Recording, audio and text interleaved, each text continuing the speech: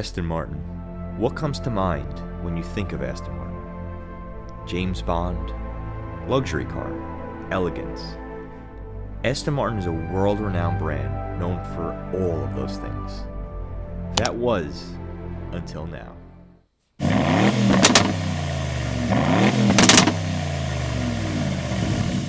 That's because Aston Martin has released this, a twin-turboed 4.0-liter V8 producing 656 horsepower with 590 pound-feet of torque.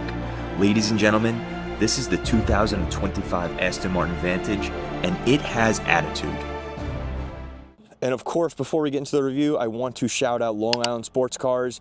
Make sure if you're interested in McLaren or any Aston Martin, give them a call. I'll leave their information in the description below. They have plenty of selection of new DB12s. They have a new Vanquish inside and plenty of beautiful spec new body Vantages as well, along with a couple of other killer combo cars. All right, guys, I am so excited to film this video. Aston Martin has knocked it out of the park once again. The new design style and elements taking over the new Vantage. As you can see, brand new design inside and out, including underneath the hood. So this is one of the largest changes coming to the new V8 Vantage. That's right, this is a V8. This is still the AMG derived 4-liter V8. So it has AMG DNA inside of it. However, they had given Aston Martin the ability to pretty much rework the engine and make it a little bit of their own, which means that Aston Martin was able to push out an additional 128 horsepower out of this beautiful V8 and an extra 85 pound-feet of torque over the outgoing generation Vantage, which means it now sits at 656 horsepower with 590 pound-feet of torque. It is mated to a 8-speed automatic transmission, and that power is being pushed to the rear end of the car through a transaxle, meaning that the car essentially has a perfect 50-50 weight distribution on it. And the 2025 Vantage also benefits from a 7% stiffer chassis, revised active dampers, and Michelin Pilot Sport 5S tires. With that being said, let's go ahead and let's talk about the body styling on the exterior, because as you can see, it is completely different and changed from the outgoing Aston Martin Vantage, and I have to say, it looks absolutely phenomenal. It has similar design styling and elements from other models now, such as the DB12 and the new Vanquish. They all kind of share the same DNA. However, there are a few subtle differences to this one, making it a little bit different. You have this extremely large front end grille that is going to suck air in and pull air out of these hood vents right up here, which look extremely aggressive. And that front grille really makes this thing look like an Aston Martin. I'm glad that it doesn't look like the previous outgoing Aston Martin Vantage. You have these beautiful new headlights on here too. Again, very similar to the DB12 and the Vanquish. I love the new design styling you have. If you remember, if you had watched my previous video with the Vanquish, these are actually 3D printed, these little diamond markers in here, and that is used to prevent reflection or glare to other drivers as the lights are pushing out. You have these beautiful, elegant lights up here as well. And honestly, this car just screams class and aggression at the same time, and that is, well, what Aston Martin is known for. It is the gentleman's sports car, the gentleman's exotic supercar, whatever you want to call it. This thing is mean, and it is awesome. And now let's talk about these wheels. The fronts and the rears are 21-inch rims. These are 275s on the front, 325s on the back. And again, these are the new Michelin Pilot Sport 5S's. They're finished in this satin black design on here. And now let's take a second to talk about this beautiful color. This is Synapse Orange. And this thing pops like no other, especially paired with these black accents along the car, from your front Aston Martin badge to the lower front splitter finished in gloss black. You have your side skirts on here as well, finished in gloss black, the black satin wheels, and these beautiful side mirrors on here. But this color just pops wherever you are. It is a gloomy day today, and this thing sticks out like no other. And I can only imagine what it would look like underneath a beautiful blue sky and the sun shining down on it. It looks absolutely phenomenal. Now, as you can see, this car is wide, and I mean very wide. It's about 30 millimeters wider than the outgoing generation V8 on the rear end, and that's a pretty common thing and pretty common trait that is carried over to most of the new Aston Martin models. The rear ends of all their cars are just wide and aggressive, and this one is no different. And pairing it with this extremely aggressive rear end diffuser makes this thing look absolutely stunning. You have this gloss black rear diffuser on the rear end, 2 exhaust pipes on each side. The outgoing V8 Vantage had very small exhaust pipes and single pipes on one side and one side. This one has very large ones. However, if you do note, these are actually integrated into the rear end diffuser on here. The exhaust pipes itself, as you can see, are tucked away in there, and they are not actually connected to these exhaust tips. So these are just for show. Those are slightly larger than the outgoing ones, but they are not actually connected to these tips right here. And that really concludes most of the outside of the new Vantage. We're gonna go ahead though, I'm gonna give it a start. It is a warm start. You guys heard the cold start before. We're gonna give it a couple of revs and you're gonna hear that beautiful twin turbo 4-liter V8.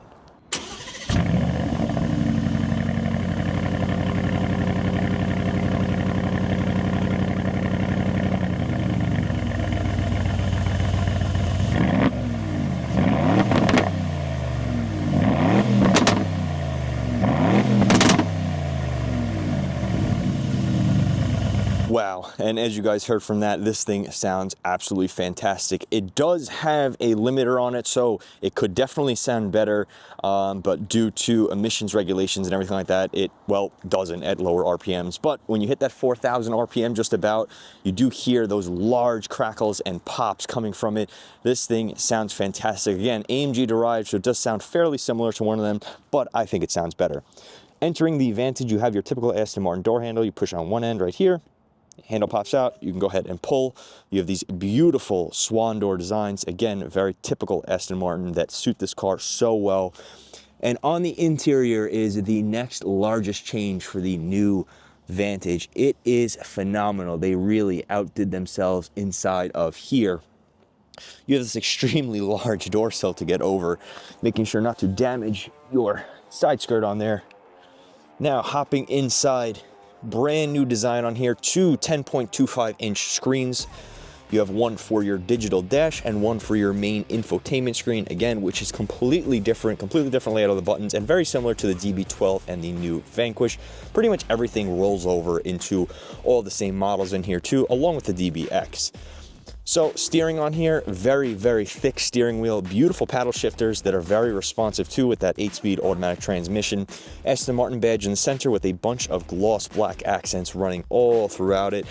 My thing about gloss black is that it smudges a lot. So that's one thing to keep note of, is that as you can see, it smudges very easily. The screen itself is pretty responsive, not laggy, definitely so much better than the outgoing generation, old style AMG infotainment screen on here. You have your start and stop button in the center, along with a dial that rotates to change your mode from your normal wet mode to Sport Plus to track, and then you have an individual mode in here. Again, all controlled with this dial right here. The car does have a wireless CarPlay and wired Android Auto. You have a wireless phone charger down in here as well. Your seat controls are here on the side, and you have 2 smaller cup holders in the center, along with your leather armrest. And this one does have the optioned out stitching to match the exterior as well. Opening it up inside, it's a pretty shallow space. You have a standard power plug right there and 2 USB-C plugs right there for your phones or whatever else you have. The rear end, well, that's another big change. There are no rear seats back here. You have storage right here, you have storage in the center, and that's it. This is a true 2-seater. This is not a 2+2 configuration or anything like that. This is just a standard 2-seater. The seats on here are extremely comfortable. You have Alcantara running through them with leather, and again, that orange stitching and an orange embroidered Aston Martin logo on the headrest. The ceiling itself is finished in Alcantara as well. Again, an added option. And the car itself is finished in leather up here on the dashboard with more Alcantara in here. Again, that is all added options on here, and you're gonna end up paying a little bit of extra money for that. And that now brings us to the rear of the car, the trunk or the boot, depending on what you like to say. One thing is that there is no button back here. In order to open the rear end of the car, you have to either use the key or a button on the side of the door over there. So we'll go ahead, we'll give this a push. You'll see it'll open up, and that will expose your room back here. As you can see, I have some of my camera equipment back here, but a pretty decent space, definitely enough for a weekend bag or 2. And as you can see back here too, this is actually the rear strut brace right here, which allows for a much stiffer driver. And of course, this does go right into the actual cabin of the car, so you are actually able to reach stuff up here if you are sitting in there, or vice versa. If you're here, you're able to reach stuff in there. And that concludes everything for back here. Now, in order to close it, instead of putting your hand up top, the Aston Martin designers have, of course, put in a leather strap right here, so you can go ahead and grab this, close it, and it'll close for you like that, so you don't actually have to touch the paint when you are closing the car. Now, let's talk about the price. This car is not an inexpensive Aston Martin by any means. This one is $228,000, which is an original price of $191,000, but with all of the added options that this one does have, it does bring that price tag up. And with that being said, guys, I am really itching to get into this thing and start driving it around, so that is exactly what we're going to do. Let's drive this thing around. We are going to start in the standard sport mode. That is the regular daily driving mode. There is no comfort mode or anything like that. It's wet, individual, sport, sport plus, and track mode. This is going to be the mode where your car is operating at the quietest amount. The car is very docile when driving it around. And I've driven the previous V8 Vantage, and I've driven the previous, the DB11, and obviously the older generation Vanquishes and stuff like that. So I personally like Aston Martin. Actually, I love Aston Martin. What am I saying? They are probably one of my favorite car brands out there. And just for the main reason that it is a quote-unquote gentleman's car. It's the perfect mixture of sports car and daily driving ability. That's kind of my main reason for liking this car, is just it's the perfect daily driver car. And I also, obviously, if you're not in this color, if you're in a more standard color, a gray, black, white, something like that, this car will go under the radar extremely well. It doesn't get a ton of looks. Obviously, in this extremely bright and beautiful orange that it has, it's going to get a lot of looks, but you're not going to get too much attention. So if you're not a major attention person, this is definitely the car for you. It's sophisticated, it's elegant, and if you know cars, you'll know what it is. And if you don't know cars, it just may look like a nice sports car to you, and that's just about it. That's enough driving slow or quiet. We're going into track mode. Second you go into track mode, you hear those exhaust valves open up. Car is automatically in manual transmission mode, where you're going to engage your paddle shifters. A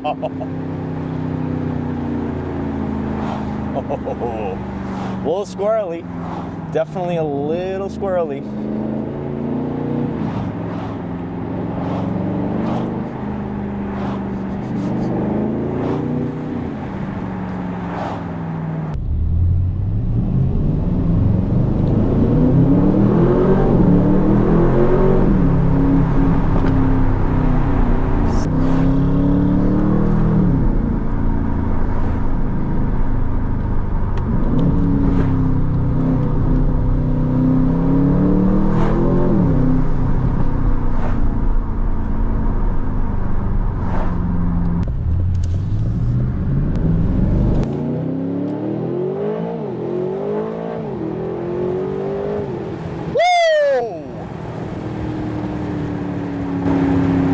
Those turbos, when they kick in,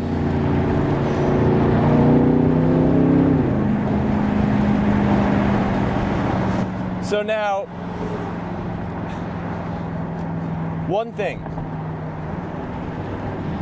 this car is not super easy to control.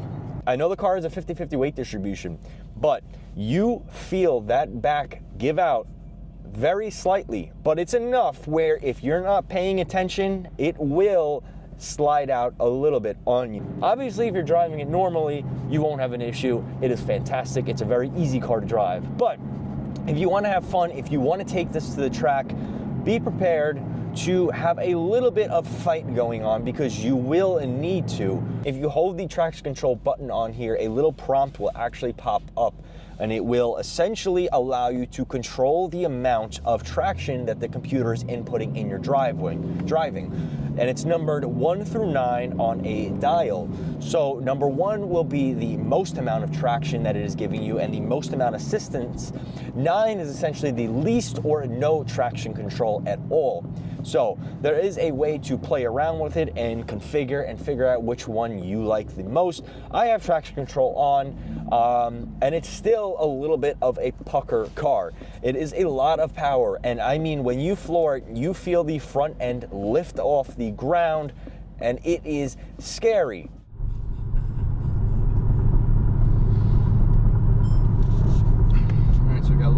straight coming up here. We'll give it a little bit of throttle. Third gear cracks.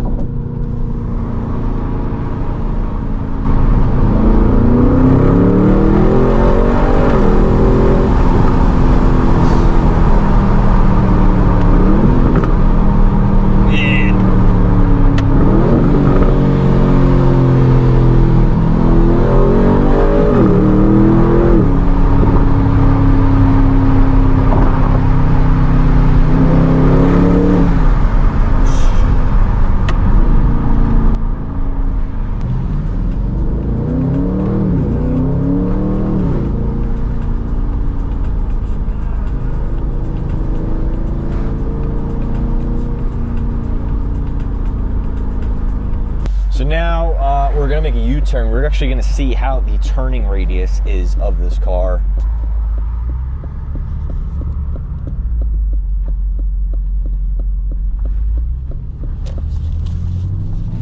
Pretty good turning radius.